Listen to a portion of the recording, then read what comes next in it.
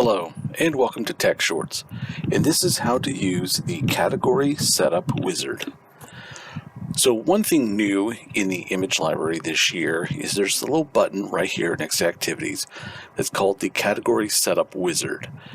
This will set up folders based on the sections and topics that you have put on the page ladder. Let's go to the page ladder and I can show you what we're talking about. So after navigating to your page ladder, you will see here in the upper left-hand corner you have sections.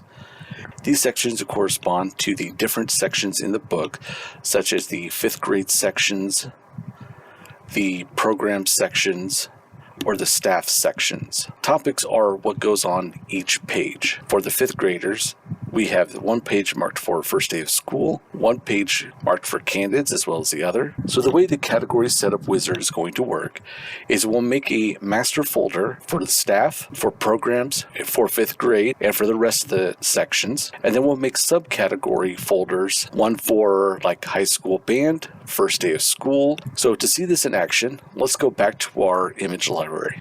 So here under the image library, let's go ahead and see how that works. We're going to click on Category Setup Wizard. It's going to say, do you want to create image categories based on topic and sections you have set up in the portrait ladder? Click the purple button that says Create. Then here to the left, you will see the 5th grade section. If we click this down arrow, you will see the topics that we had selected under 5th grade. So what this does, it will help you create the folders and subfolders under each section that you created. So this is just one of those helpful organization tools in the new image library. Thank you for watching.